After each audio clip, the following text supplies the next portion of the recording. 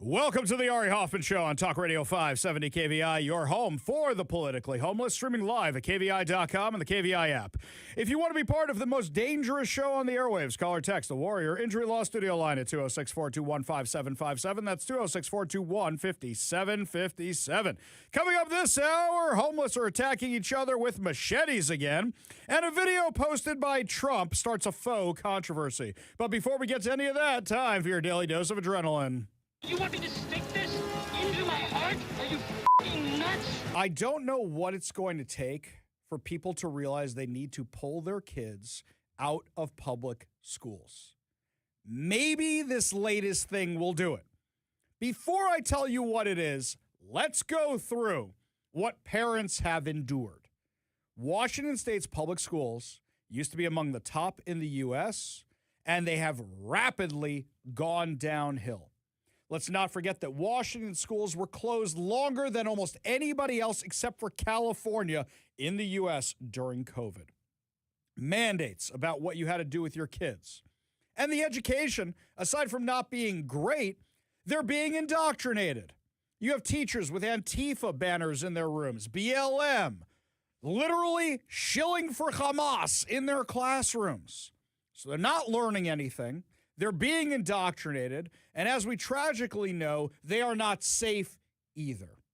Well, now, the latest proposal by Washington Democrats is aiming to make it even worse. What do they want to do? There is new legislation that wants to give kids excused absences for protesting. I couldn't make this up if I tried. So let's do a little math here. And let's just go back to the 90s for a second. Kevin, what time did you get out of school when you went to public school? Probably around 3 o'clock, 2:30, 3 o'clock, maybe 3:30? You know, I don't remember exactly, but I do think it was like 2:30 or 3. 2:30, 3 o'clock. Somewhere around there. Okay, we're contemporaries. I'm a little bit younger than you, but 2:30, 3 o'clock. So people older than me had the same schedule I did, right? Automatically, kids in public school are getting less of a school day than I got, because I didn't get out of school until 4:45 on a normal day. If I had extracurricular activities, 6 o'clock easy.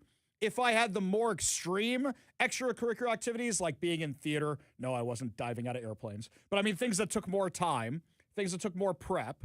If I was on a sports team, forget about it. I didn't do that because that looked exhausting. Those guys never went home. They basically slept in the school. But I wasn't getting home till at least 8, 9 o'clock every single night. Right off the bat, we were getting more hours in school per year than the public school kids. Okay, I had a dual curriculum. Let's take out some of the Hebrew stuff, all right? Even with that, I have a longer school day. Now, take out the stuff that you learned in school, Kevin, history, math, science, all that, and replace it with the DEI garbage. Now you have now gotten rid of all that stuff and replaced it with activism. Replaced it with stuff that doesn't help you anywhere in life unless you want to get a gender studies degree or become an activist yourself. So now that's already less hours than the kids are spending in the schools. And it goes downhill from there. They killed music. They killed shop class. They got rid of some sports, all because of budget cuts, until you realize there's almost nothing left. Almost nothing left. I remember when I was growing up, I didn't know the politics of my teachers. There were maybe some I had inklings about, but I didn't care because I wasn't involved in any of this. Nowadays, you know because they have a banner hanging in their classroom. You know who it is. You know what they stand for. Well, here's the latest thing, my friends. Democrats in Washington State are pushing new legislation that would require school districts to give students excused absences for protesting. The bill was proposed the same day hundreds of Seattle public school students walked out of class, marched downtown, blocking traffic and vandalizing property to protest ICE. House Bill 2732 was introduced by Democratic Representatives Osman Salahuddin and Gregory Greg Dillon Nance, and would mandate the district grant students up to one excused absence each academic term for what the legislation calls civic engagement activities. Civic engagement. Okay, well, there's an autonomous zone. Let's go to the autonomous zone. Let's go marching downtown. The legislation was proposed the same day hundreds of students from Seattle public schools and private schools, by the way, walked out of class on Thursday with demands for city leaders at a rally that stretched from their schools to City Hall onto 4th Avenue to protest ICE. Student protesters temporarily blocked traffic for their march along 4th and 5th Avenues, causing some delays, and some students vandalized property. Jonathan Cho has video of it. Hundreds more have been walking out all week in the greater Seattle area. According to Como News, socialist Seattle Mayor Katie Wilson joined the protest because Katie never passes up the opportunity to go protest with the masses. What did she do after her acceptance speech? She went right to the Ventifada, went right out there to protest with the baristas. One parent of Seattle Public Schools told me that their students, the students at their child's school walked out of class twice this week and teachers canceled class. Forget snow days now. They canceled class because of protests.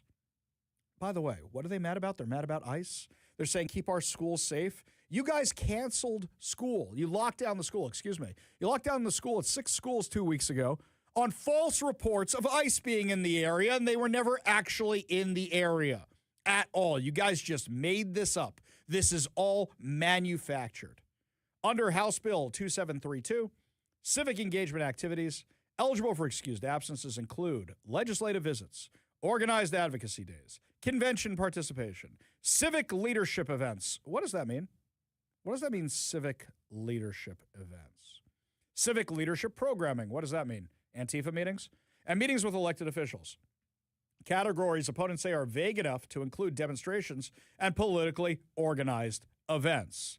1,000%. That's what it is. You know, in school, if we still had classic school education, you might actually learn about civics in school, but they're not doing that. The bill also limits the authority of schools to say no. Requests for excused absences would need to be signed by a parent or a legal guardian, describe the civic activity, and be submitted at least 7 days in advance. But districts are not allowed to deny requests for reasons outside the bill's narrow requirements. A provision, critics say, strips administrators of discretion and forces schools to treat political activism as an approved absence. Now, on Thursday, one of our amazing listeners, who must be a member of the National Education Association, one of the largest teachers' unions in the U.S., because they sent me an email, which they sent out, urging educators and parents nationwide to take action against immigration enforcement. The email titled, "Hold ICE Accountable and Prioritize Student Community Safety," the union claims masked agents are spreading fear in schools and communities in states including Minnesota, California, Oregon, Maine, and beyond. Notice they can't say Seattle because there's no proof that actually happened in Washington. The NEA calls on supporters to contact Congress ahead of the February 13th deadline for negotiating the Department of Homeland Security budget, demanding ICE and DHS withdraw from communities and warrantless operations, protect schools and other sensitive locations from enforcement activity, cooperate with investigations into shootings involving federal agents. The message frames the issue not just as immigration enforcement, but as a broader fight over civil rights. So the NEA is behind all of this. By the way, any of our listeners who are in the union, if you're getting emails that show that the union is encouraging all of this, please email me, ari@kvi.com. That's ari@kvi.com. Now, mind you, with all these kids outside, that's a huge liability that now not just are you getting excused absences for going to participate in blocking traffic or vandalizing property, but also you are now not just encouraging these kids to go down there, but you are now responsible for any injuries they might incur along the way. We heard about the kid who got hit by a car. I don't know if you heard about this. Yesterday, a kid had to be saved from drowning in a lake. Gee, what were they doing near a lake while they were protesting? Sounds like some kids decided to go swimming. This wasn't here. This was somewhere else. Because the majority of these kids just go, excuse to get out of class, let's go. Now, put that issue to the side for a second. Now I want you to hear this, because these two combine with each other to make something way worse. Spokane, Washington officials are now moving to create immigration enforcement-free zones to combat ICE. The Spokane City Council is weighing a proposal that would create these immigration enforcement-free zones on city property. According to the Center Square, Councilmember Paul Dillon introduced the idea on Monday, the day after the Trump administration was reportedly renewing efforts to cut federal funding to so-called sanctuary jurisdictions, including cities, counties, and states that restrict cooperation between local enforcement and federal immigration authorities. Spokane already has a related ordinance on the books. Last August, the city passed a law allowing officials to designate certain areas as non-public, a status intended to prevent federal agents from entering without permission or a warrant. If adopted, these immigration enforcement zones would bar federal agents from using city property as a staging area for immigration purposes, prohibit agents from using covered locations for surveillance, prohibit them from using locations as staging areas, coordination points, operation bases, and more. Now, put these two things together for a second. Student activism, no law enforcement. Activist training, no law enforcement. This is just like what Katie Wilson was trying to do with the Seattle Police Department until officers basically told her, take a long walk off a short pier. Let's see. Not having cops or law enforcement in a certain area, combine that with activism. Haven't we tried this stupid experiment before? Oh, right. The deadly Capitol Hill Autonomous Zone. This is exactly like that all over again. Do you know that a second lawsuit has been filed against the city on the heels of them being found negligent to the tune of $31.5 million for the Chaz? Oh, the Chaz. It was so cool. It was so edgy. The Chaz. A second teenager who was shot in the 2020 attack that killed 16-year-old Antonio Mays Jr. during Seattle's Capitol Hill Autonomous Zone has filed a lawsuit against the city of Seattle. This follows the $30.5 million jury verdict finding the city negligent for allowing the occupation to occur. The lawsuit, filed by Robert West, who was 14 years old at the time, argues that Seattle's decisions regarding the occupation of 6 blocks of the city by BLM and Antifa activists in the summer of 2020 created the dangerous conditions that led to the shooting and delayed emergency response that followed. West survived the attack but suffered catastrophic injuries that have left him permanently disabled. According to court documents that we got a hold of yesterday, Antonio Mays Jr. and Robert West were shot in the early morning hours of June 29th while driving through the Chaz Zone in Seattle's Capitol Hill neighborhood. The two teenagers were inside a Jeep Cherokee when they were ambushed by armed individuals described as self-appointed CHOP security after protesters changed their name to the Capitol Hill Occupied Protest, who opened fire with an estimated 100 rounds. Mays Jr. was hit multiple times and ultimately died. West survived, but he was shot in the head and suffered life-altering injuries. In the chaos that followed, protesters and volunteer medics attempted to transport Mays Jr. out of the zone to reach medical help, but the path was obstructed by barricades. Seattle Fire Department medics reportedly did not enter the area, citing safety concerns. The results was a devastating delay in professional care, and medical experts argued that Mays Jr. might have survived if emergency aid had reached him sooner. By the way, nobody's been arrested for this, and you had random people with AR-15s opening fire on a couple kids in a car. So that's the worst case scenario. But now we have elected officials in Minneapolis, even here in Seattle, even here in Washington, saying they are doing everything they can to circumvent federal authorities. Attached to this lawsuit was something interesting to me. You know how the discussion was? Was Seattle actually coordinating with the warlord of the Autonomous Zone? Were they actually coordinating with the activists? The answer is yes. This is an email between people who are the brass at the Seattle Fire Department. I want to touch base regarding the CHOP area and ensure we are all on the same page.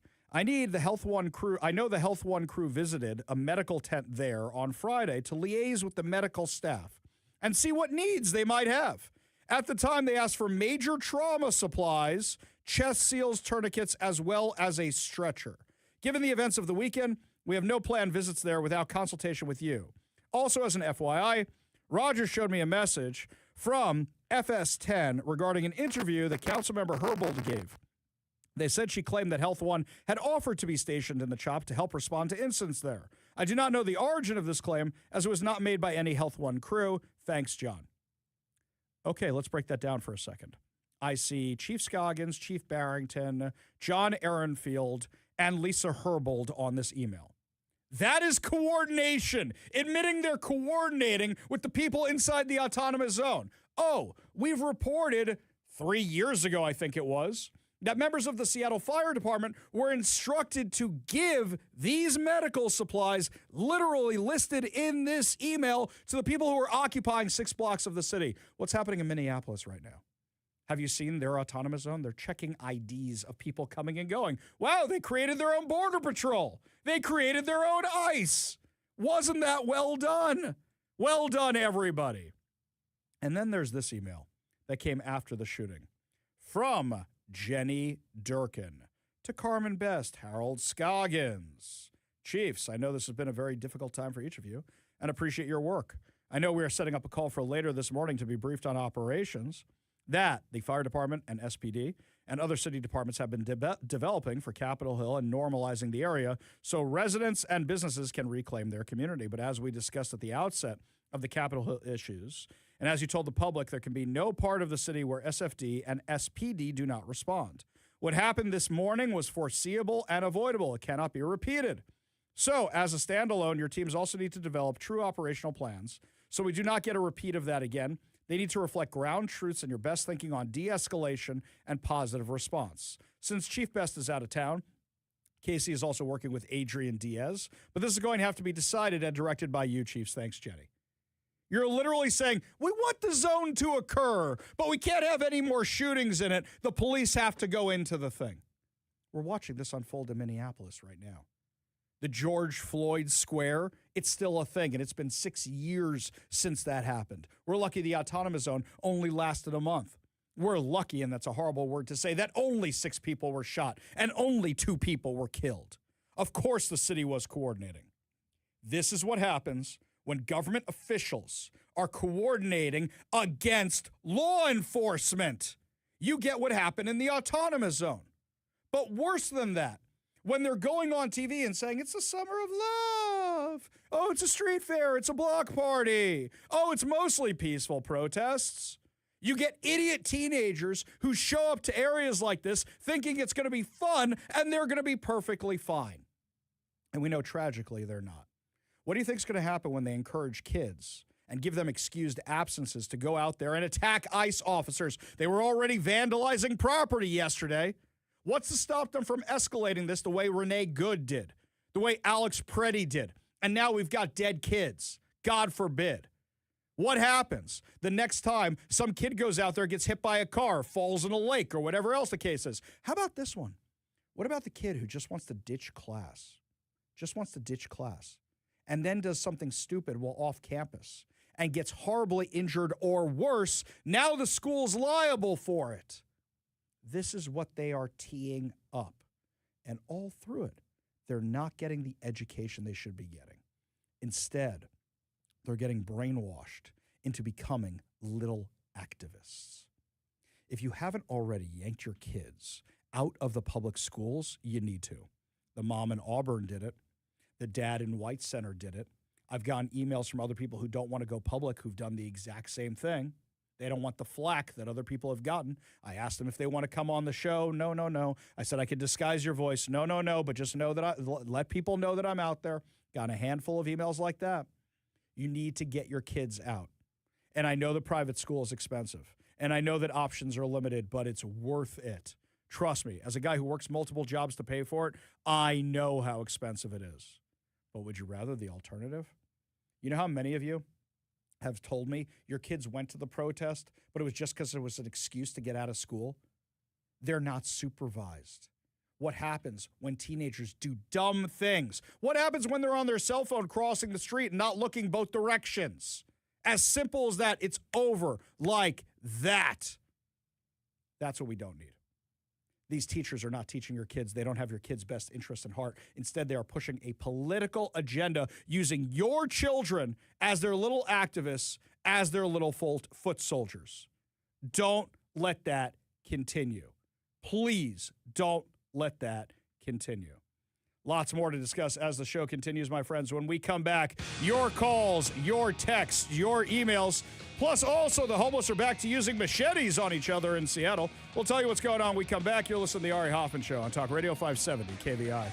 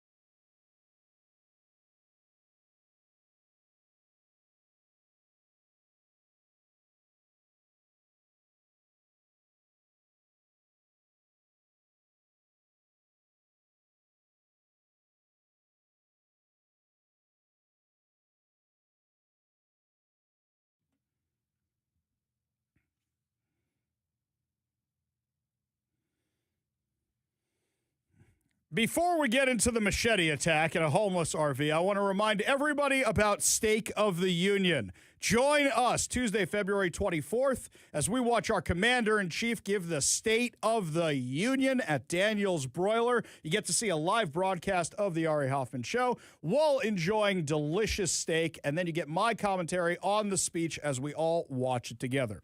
Seating is limited. Make sure you sign up right now at kvi.com. That's kvi.com while we still have spots left. Also, one more reminder. Next week, it was so popular last week, we are bringing back a contest to give away tickets to see Lionel Richie and Earth, Wind, and Fire at Climate Pledge Arena on August 3rd.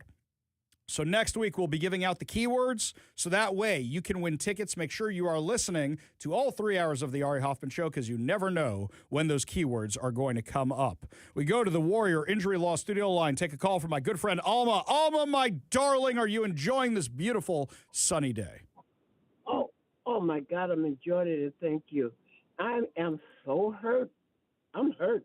How would our president, so-called president, he's not my president, call another president H, and they say, oh, he didn't do it. It shouldn't even come out the White House, Ori. Alma, I'm going to tell you something. I'm going to tell you something right now. At 3:45 today, I'm going to be discussing this, and I'm actually partially on your side about this, and you're going to be shocked. You're going to be shocked. You're going to say, oh, my God, my good friend Ari actually agrees with me about some of this, okay?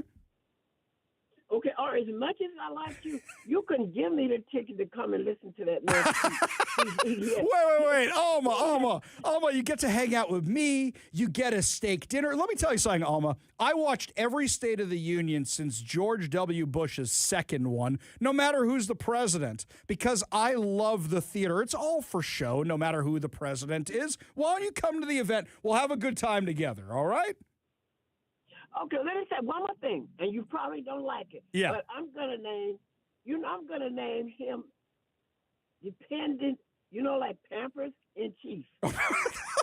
Alma, that was the last guy. You got the guys mixed up, Alma. That was the last guy. Yeah, Alma, are you a Seahawks fan? Hey, go Hawks! Yeah, go Hawks. There we go. See, we agree on something, Alma. Make sure you're listening at 3:45, okay? You promise me you're going to do that? Thank you for taking my call. Always a pleasure. Enjoy the weekend. Go Hawks.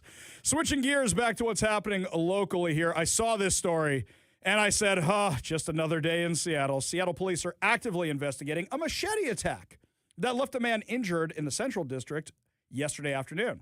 At noon, officers respond to reports of an assault on a person inside a recreational vehicle. Time out. I know exactly where this is. For anybody who's ever driven on Martin Luther King Way before up in the Central District, there's this stretch of parks and RVs. I like that they say recreational vehicle, right? As opposed to saying homeless drug den that's been up there for literally, you know how I know it's been up there for months, by the way, these places?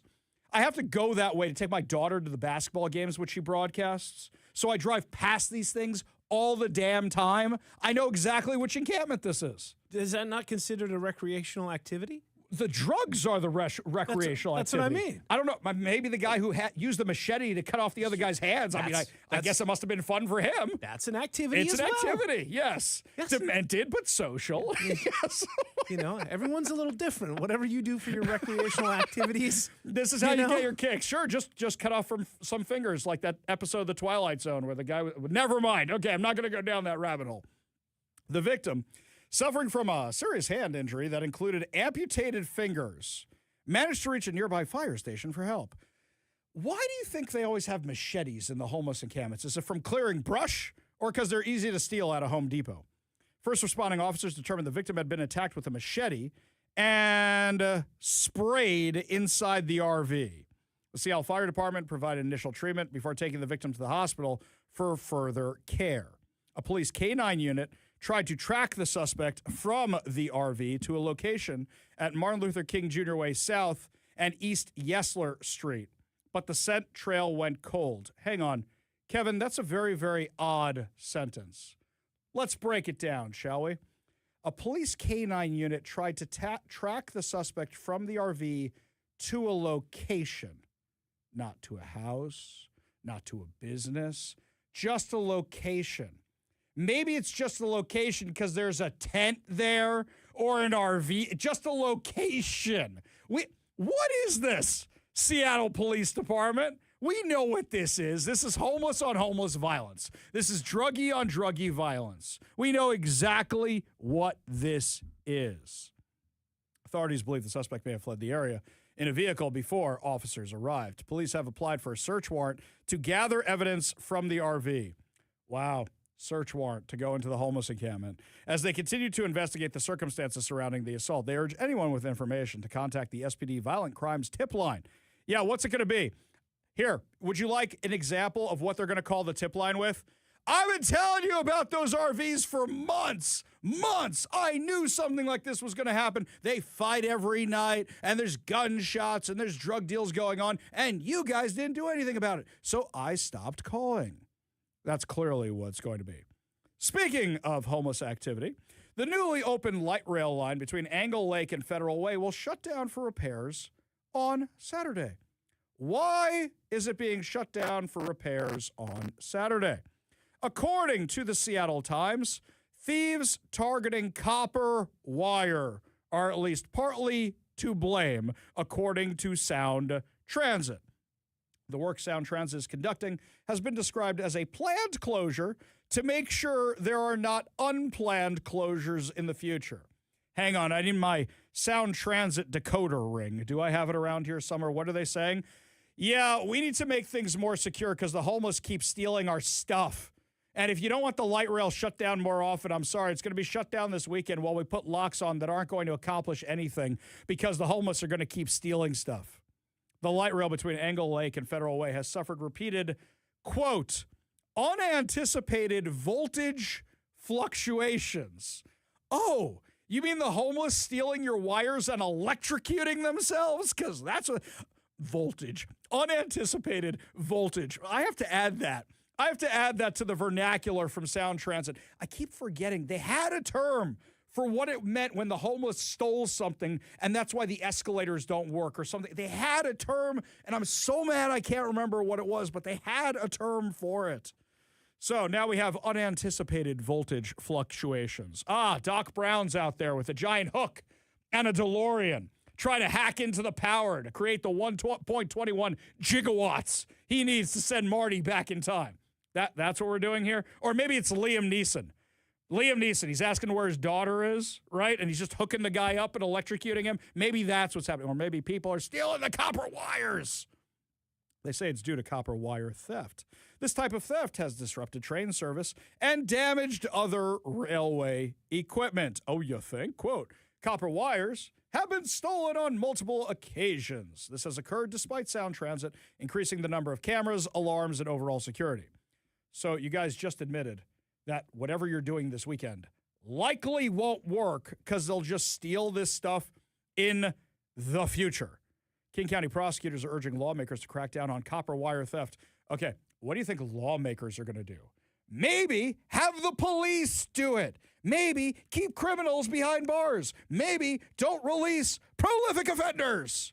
I know, I'm just talking crazy. Absolutely insane. Speaking of crazy, by the way, the Democrats still haven't figured out why they lost the 2024 election. And a new poll is out, which is going to reveal how bad it actually is for them. When we come back, we're going to dive into that poll, give you the full analysis, and tell you are things looking better or worse for the GOP heading into the midterms. You're listening to the Ari Hoffman Show on Talk Radio 570 KVI.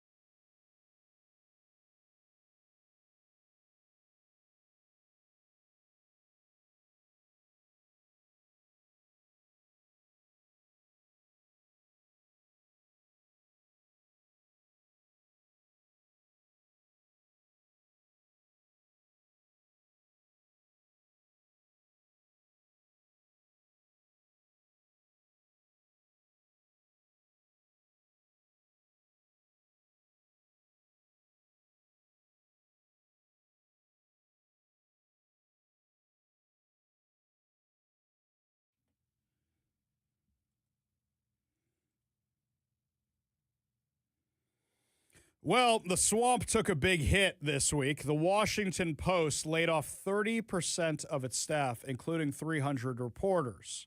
They closed the paper's sports and book sections. Let's be real about the Washington Post for a second. Does anybody read the Washington Post for the sports section? There's very few papers that are known for their sports section anymore. If people want sports, they get it on the internet. If people want sports, they watch the sports shows. They listen to the sports shows. They're not really getting it out of the paper. By the time the paper prints it, they've known the results for 12, 13, 14 hours, if not longer. You want some deeper analysis? You're checking the blogs. You're checking the websites. You're checking the Facebook groups. You're not looking at any of this. Book reviews? Yeah, I mean, you could just get those from Syndicate like the New York Times bestseller list. Do you really need that? Of course not.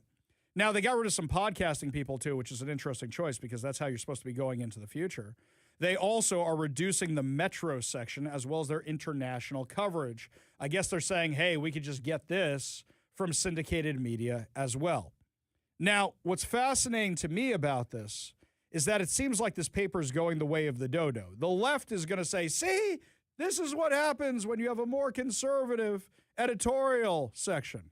And the right is going to say, see, this is what happens when you guys have been lefty for years. The Babylon Bee actually had the best headline. It said they have job openings available for all the Washington Post reporters because they can write better fake news than anybody else, which I thought was pretty good.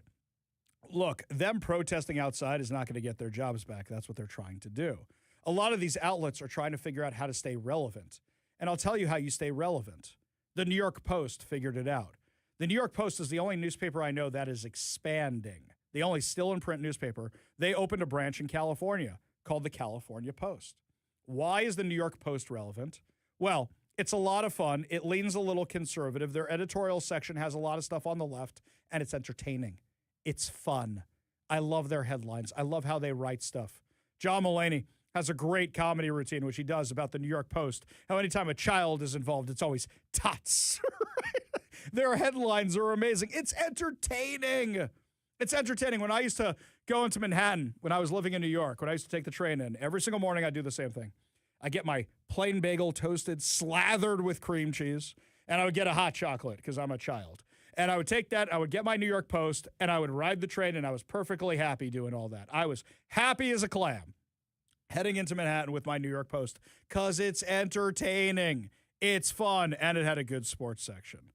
So if you guys follow these simple rules, you'll stay in business. Take the Seattle Times, for example. I looked at their roster the other day. I cannot believe how many people work at that garbage newspaper, how little content they put out, and how biased they still are.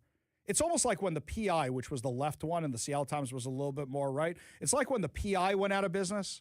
The Seattle Times said, oh, well, now we have to cater to the left also, not realizing the left couldn't support the PI. Why would you cater that direction? And they sealed their own fate.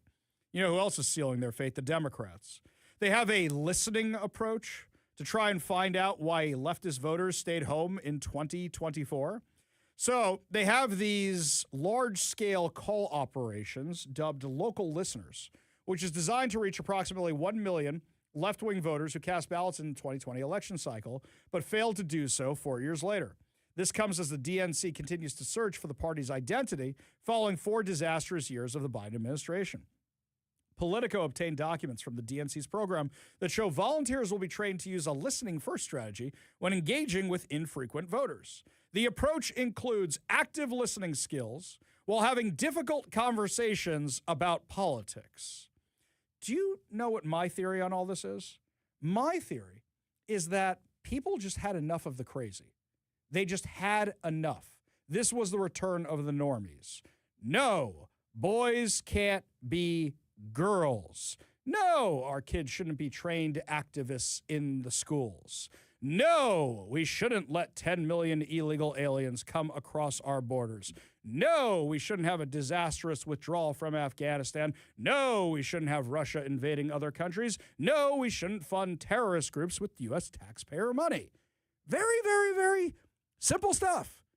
If the Democrats continue listening to their radical base, things are only going to get worse for them. Now, there's a new other survey out, a recent survey, according to Post Millennial, has found that women are more likely to tolerate political violence than their male counterparts. and that overall the majority of Americans are able to justify the killing of sitting political figures. For everybody who says if women around the world it would be more peaceful, I think this kind of disproves that. The Network Contagion Research Institute at Rutgers University. Hang on, Rutgers University. Is this in my little black book of the right-wing media conspiracy? Let's take a look here. No, it most definitely is not. 1,055 American adults for the poll and asked them if it was justified to murder President Donald Trump and socialist New York City Mayor Zoran Mamdani. In regard to Trump, 67% of those left of center said it was justified to murder the sitting president. Well, 58% of centrist and 43% of right-center respondents said the same thing. That's horrifying. On the question of Mamdani, 54% of right-of-center respondents, 54% of centrist, and 40% of left-of-center respondents said murdering him was justified. Overall, 66% of respondents endorsed some level of justification for murdering either or both Zoran Mamdani and Donald Trump. That's horrifying, by the way. NCRI found that women were more likely than their male counterparts to support murdering the sitting political figures, finding a 15% gap between men and women in regard to Trump and a 21% gap between them in regard to Mamdani. This is terrifying, by the way, that many people are okay with offing the president or offing the mayor. That's how you get guys like Ryan Ruth, who was just sentenced after being convicted for attempting to assassinate President Trump in September 2024. This is the guy who was out on the golf course waiting for him in the brush.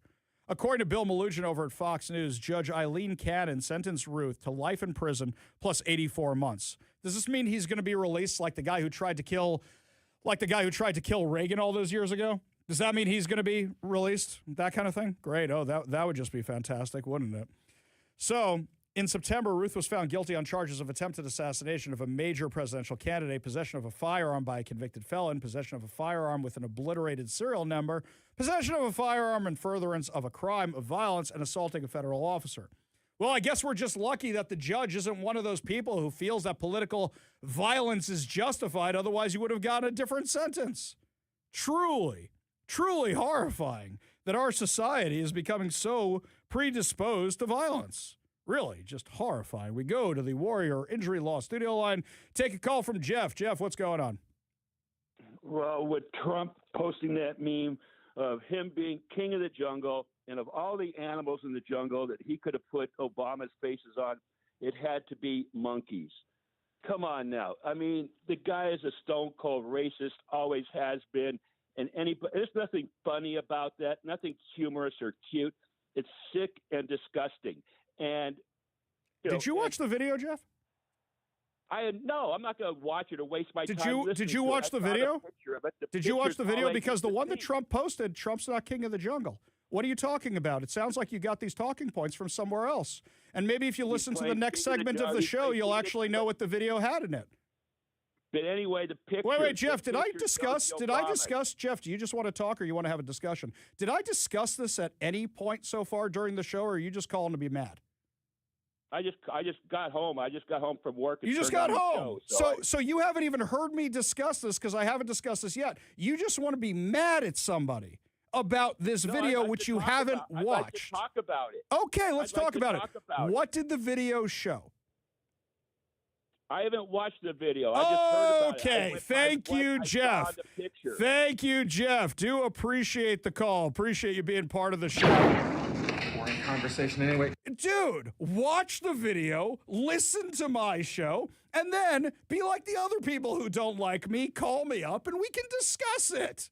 I'm more than happy to. In fact, when we come back, my friends, we're going to watch the video. We're going to talk about the video and see why everybody's all spun up about the video. You're listening to the Ari Hoffman Show on Talk Radio 570 KVI.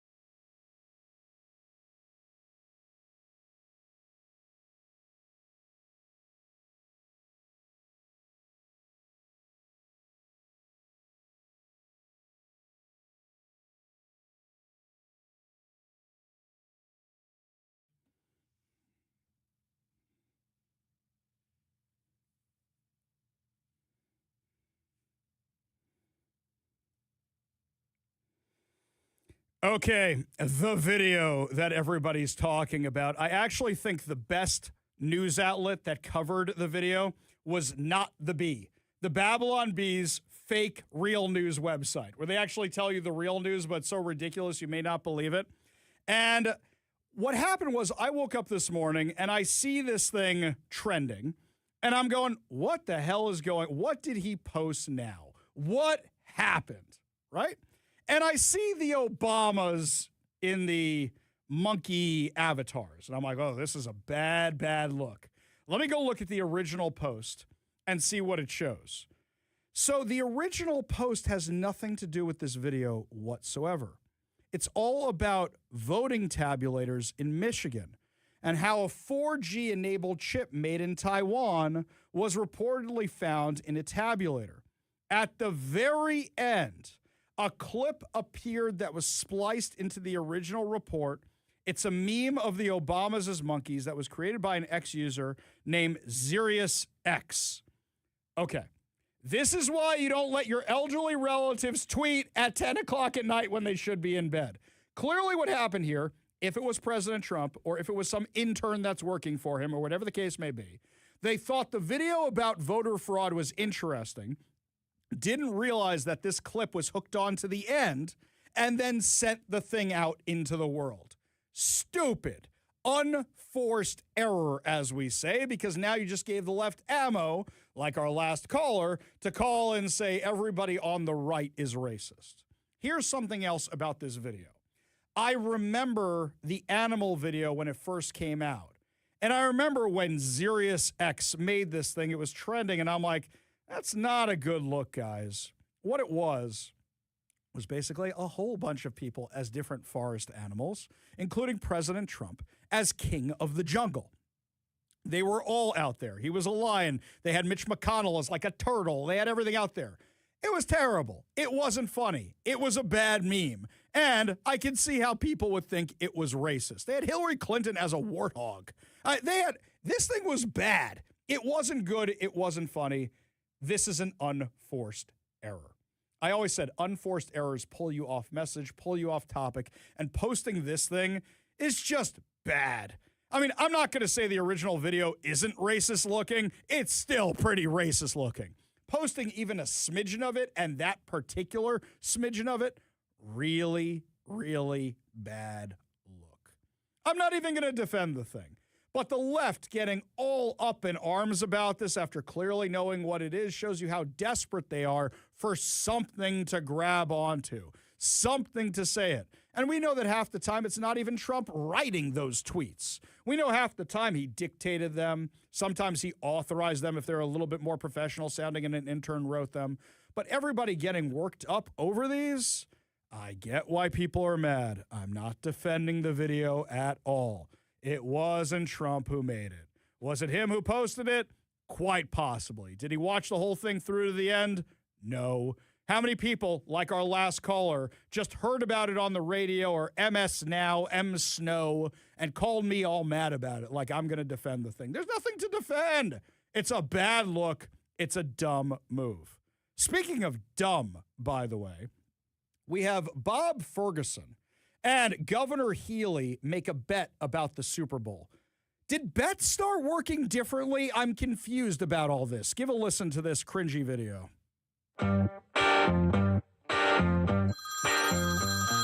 Hey, Bob, how's it going? You ready for the game? Hey, Maura. Hey, I was at the Super Bowl in 2015 when your Patriots beat the Seahawks. So this time, we are definitely getting our revenge. Well, you sound pretty confident. How about a friendly bet? That definitely works for me. What have you got in mind? Man, I talked to the people in Massachusetts, okay? So in the unlikely event you win, here's what we're going to send you. Legal Seafood's famous New England clam chowder and lobster rolls. Maybe some East Coast oysters, the best and the only kind. And I hear you don't have very good coffee out there, so we're going to throw in some Dunkin'. That sounds good. And if you win, which I, for a moment, do not think is going to happen, we'll send you some of the best shellfish and coffee in the world. All right, let's do it. May the best team win, and go Hawks. Totally not scripted at all. And what was that thing at the end there? You caught it too, right? The thing with, for this moment, I think the Seahawks are going to win? Is that what he said? That's what it sounded like to me. Yeah, that is weird. Hang on, let's just replay that to see if we both heard what we thought we heard in that last little bit. Kind. And I hear you don't have very good coffee out there, so we're going to throw in some Dunkin'. That sounds good. And if you win, which I, for a moment, do not think is going to happen, we'll send you some of the best shellfish and coffee in the world. All right, let's do it. May the best team win, and go Hawks. Oh, I see. He put the emphasis on the wrong syllable, which was, I don't believe for a single moment that would ever happen. It's so terrible. And it's not even, it's because he's reading, and also he's clearly not talking to her. Right. Clearly. Like Somebody said, put this phone in your hand. We're not even going to film this in real time or anything. Here's the end of her conversation. Now respond to it, vice versa. Or She's actually pretty good. She's not bad. Yeah, she's actually pretty good. She can pull this off. She's got a little bit more bounce in her step, a little pep, a little bit more of that. She starts the clip off, and I thought, oh, they're actually having a conversation. And then when he first responds to her, I go, oh, okay. Okay. Yeah, no, okay. Yeah, these cringy videos are just terrible. What happened the old day where they just issued a press statement? I remember there was a bet in New York during the Subway Series between Giuliani and somebody else over Mets and Yankees. And it's just, hey, they've bet each other, and here's what's going to happen afterwards. Now you got to make these cringy, terrible videos. You don't have one media person around there who goes, guys, this is lame. Don't do it. This is why I'm thrilled I got my wife and daughter, by the way. Oh, and my boys, for that matter, too. When I make a video and I go, that's funny, they go, no, it's not. Don't ever put that up. Don't ever, Ari, don't. As much as I tweet and post now, it could be so much worse if not for them. I promise you that. Well, as this whole social media experiment has gone on, and the internet and all that stuff, I think it's getting worse. Yes. And the amount of slop that's out there, and people are it's acceptable to a lot of people now at this point. They don't even care. They don't even. They don't care. Oh, big deal. You have this jungle animal politician video. It's just stupid. Wait, we can make political hay with it. That's basically what it is. That's why when a meme lands hard, I think it lands harder because they're funnier, because there's so much garbage out there. Yeah, you got to sift through so much slop for anything to rise to the top anymore. You only trend for one of two reasons: really, really bad, or really, really good, and there's nothing else in between at all. Pretty terrible, by the way. Anywho, when we come back, my friends, lots more to discuss, including not just the walkouts are a problem and what's going on here in Washington. In Olympia, we have the income tax under consideration. But the good news is a record number of you signed up to push back on it. We'll tell you how many. We'll tell you the latest. We'll give you all the details. You're listening to the Ari Hoffman Show on Talk Radio 570 KVI.